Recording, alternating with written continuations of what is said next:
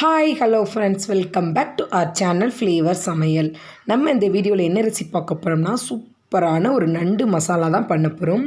ரொம்பவே சூப்பராக இருக்கும், டேஸ்ட்டு வேறு இருக்கும். நண்டு வாங்கினீங்கன்னா இப்படி செஞ்சு பாருங்கள், உங்கள் வீட்டில் எல்லாருமே உங்களை பாராட்டுற அளவுக்கு இந்த நண்டு ரெசிபி ரொம்பவே சூப்பராக இருக்கும். இப்போ இந்த நண்டு மசாலாவுக்கு தேவையான பொருட்கள்லாம் என்னென்னு பார்ப்போமா? அதுக்கு முன்னாடி என்னோட சேனலை ஃபஸ்ட் டைம் பார்க்குறீங்கன்னா ஃப்ளேவர் சமையலை சப்ஸ்கிரைப் பண்ணிக்கோங்க. பெல் பட்டன் அமைக்க கூடவே லைக் பண்ணி தட்டிடுங்க. அப்போ தான் நான் அடுத்தடுத்து போடுற வீடியோ உங்களுக்கு நோட்டிஃபிகேஷன் வரும். இப்போது நம்ம வீடியோக்குள்ளே போகலாம். ஃபஸ்ட்டு ஒரு கடாயை வச்சு அதில் 1 டீஸ்பூன் அளவுக்கு ஆயில் ஊற்றிக்கிடுவோம். ஆயில் ஊற்றி நல்லா சூடானதுக்கப்புறம் பார்த்திங்கன்னா 1/2 டீஸ்பூன் அளவுக்கு சீரகம், 1/2 டீஸ்பூன் அளவுக்கு சோம்பு ஆட் பண்ணிக்கோங்க. இது ரெண்டும் நல்ல எண்ணெயிலே பொரிஞ்சு வரட்டும்.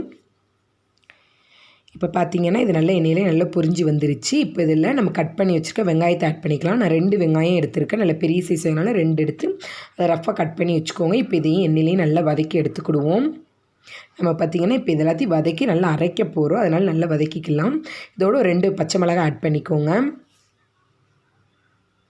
இப்போ பார்த்திங்கன்னா வெங்காயம் நல்லா வதங்கிருச்சு. இதோடு நான் 2 தக்காளி எடுத்திருக்கேன், அதையும் ஆட் பண்ணிக்கலாம். சின்ன சைஸ்னால் ஒரு 2 தக்காளி எடுத்துக்கோ, பெரிய சைஸ்னால் 1 தக்காளி போதும். இது நார்மல் சைஸ்னால நான் ஒரு 2 தக்காளி எடுத்து அதை ரஃபாக கட் பண்ணி போட்டு நல்லா வதக்கி எடுத்துக்கிறேன். இப்போ பார்த்திங்கன்னா வெங்காயம் தக்காளி எல்லாமே நல்லா வதங்கி ரெடி ஆயிடுச்சு. இப்போ இதை ஸ்டவ் ஆஃப் பண்ணிவிட்டு இதை நல்லா ஆற வச்சு எடுத்துக்கிடுவோம். இப்போ பார்த்திங்கன்னா நமக்கு வதக்கி வச்ச வெங்காயம் தக்காளி எல்லாமே நல்லா ஆறிடுச்சு. இப்போ இதை நல்லா வலுவலுன்னு பேஸ்ட்டாக அரைச்சி எடுத்து வச்சுக்கணும். கொஞ்சமாக தண்ணி ஊற்றி நல்லா பேஸ்ட்டாக அரைச்சி எடுத்து வச்சுக்கோங்க. இப்போ பார்த்திங்கன்னா நம்ம பேஸ்ட்டும் நல்லா அரைச்சி ரெடி பண்ணியாச்சு. இப்போ நண்டு மசாலா நம்ம செய்ய ஸ்டார்ட் பண்ணிடலாம். அதுக்கு அதே கடாயில் ஒரு 2லேருந்து 3 டேபிள் ஸ்பூன் அளவுக்கு ஆயில் ஊற்றிக்கிடுவோம். ஆயில் சூடானது 1/2 டீஸ்பூன் அளவுக்கு சோம்பு ஆட் பண்ணிக்கோங்க.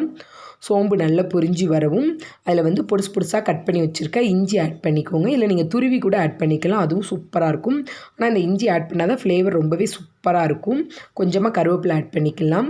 இப்போ இதெல்லாம் சேர்த்து நல்லா பொரிஞ்சு வந்த உடனே ஒரு 1/2 வெங்காயத்தை நான் பொடிசாக கட் பண்ணி வச்சுருக்கேன், இதை ஆட் பண்ணிக்கிறேன்.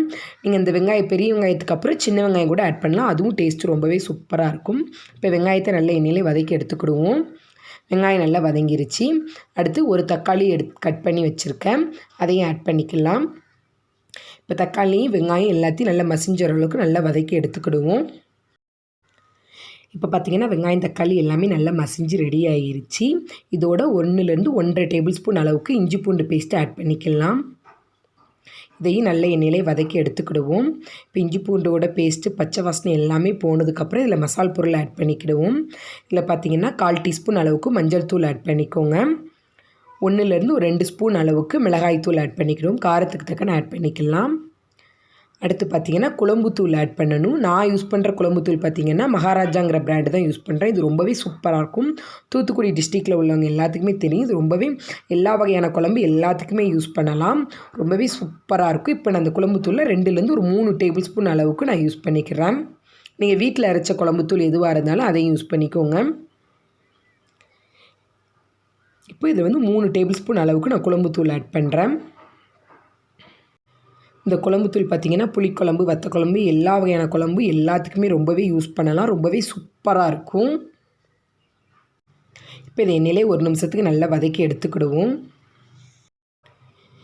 இப்போ பார்த்திங்கன்னா நல்லா வதக்கி எடுத்தாச்சு. இதில் கொஞ்சமாக தண்ணி ஊற்றி இந்த மசாலோட பச்சை வாசனைலாம் போகுது அளவுக்கு நல்லா கொதிக்க வச்சு எடுத்துக்கலாம். இப்படி கொதிக்க வைக்கும்போது நம்ம மசாலோட பச்சை வாசனை எல்லாமே போய் நல்ல எண்ணெய்லாம் பிரிஞ்சு சூப்பராக ரெடி ஆயிரும்.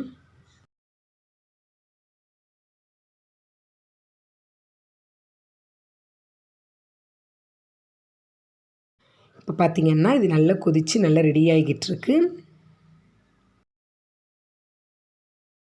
இந்த நண்டு கிரேவிக்கு பார்த்திங்கன்னா நான் 1/2 கிலோ அளவுக்கு நண்டு எடுத்திருக்கேன். இது கொஞ்சம் சின்ன சைஸுங்கிறதுனால ஒரு 4லேருந்து ஒரு 5 அளவுக்கு நண்டு இருந்துச்சு.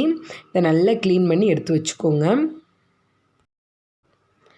இப்போ பார்த்திங்கன்னா மசாலா எல்லாம் நல்லா வெந்து நம்மளுக்கு என்னெல்லாம் நல்லா பிரிஞ்சு சூப்பராக ரெடி ஆகிருச்சு.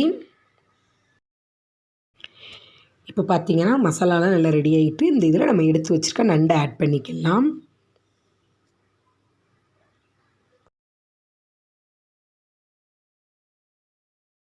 இப்போ நம்ம க்ளீன் பண்ணி வச்சுக்க எல்லா நண்டையும் இதோட ஆட் பண்ணியாச்சு. இந்த மசாலாவோடு சேர்த்து நல்லா கோட் ஆகிற அளவுக்கு நல்லா மிக்ஸ் பண்ணி எடுத்துக்கோங்க.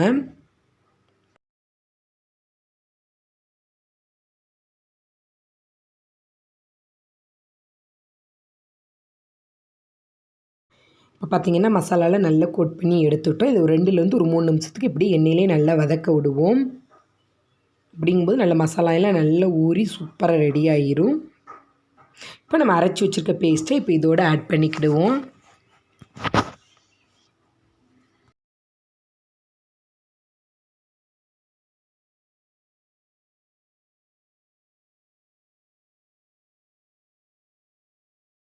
பார்த்திங்கன்னா அந்த நண்டு கிரேவிக்கு தேவையான அளவு தண்ணியும் கொஞ்சம் ஆட் பண்ணிக்கலாம். உங்களுக்கு எவ்வளோக்குள்ள தேவையோ அந்த அளவுக்கு ஆட் பண்ணிக்கோங்க. இப்போ அந்த நண்டு கிரேவிக்கு தேவையான அளவு உப்பும் இதோடு ஆட் பண்ணிக்கிடுவோம்.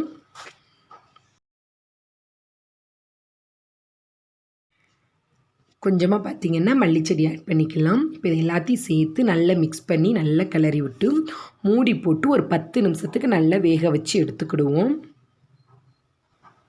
இப்படி மூடி வச்சு வேக வைக்கும்போது நல்லா நண்டில் உள்ள சாறு எல்லாமே இறங்கி நம்மளுக்கு சூப்பராக ரெடி ஆகிரும்.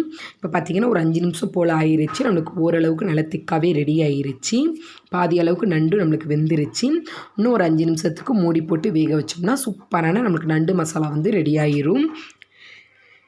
இப்போ பார்த்திங்கன்னா ஒரு 10 நிமிஷம் போல் ஆயிடுச்சு. நம்மளுக்கு கொஞ்சம் கிரேவி வந்து கொஞ்சம் திக்கான பதத்துக்கு கிடச்சிருக்கு. இந்த அளவு கிடச்சிச்சின்னா அடுத்து ஓப்பன்லேயே வச்சு நம்ம சுருளில் வேக வச்சு எடுத்துட்டோம்னா நண்டு மசாலா ரெடி ஆயிரும்.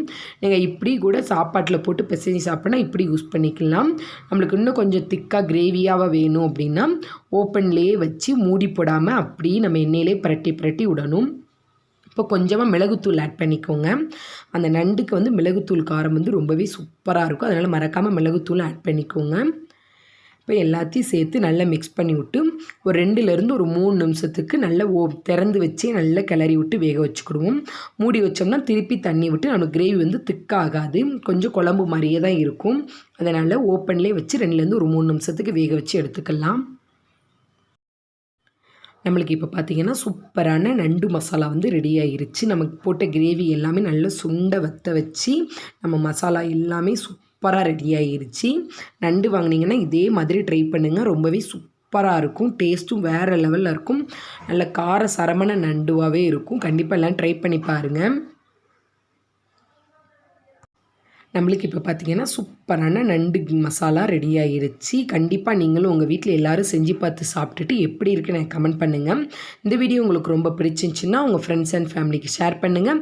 மறக்காமல் ஃப்ளேவர் சமையலை சப்ஸ்கிரைப் பண்ணிக்கோங்க. பெல் பட்டனையும் கூடவே லைக் பண்ணி தட்டிடுங்க. Thank you friends. இந்த வீடியோவை கடைசி வரை பார்த்ததுக்கு ரொம்ப நன்றி. மீண்டும் ஒரு வீடியோவில் சந்திப்போம்.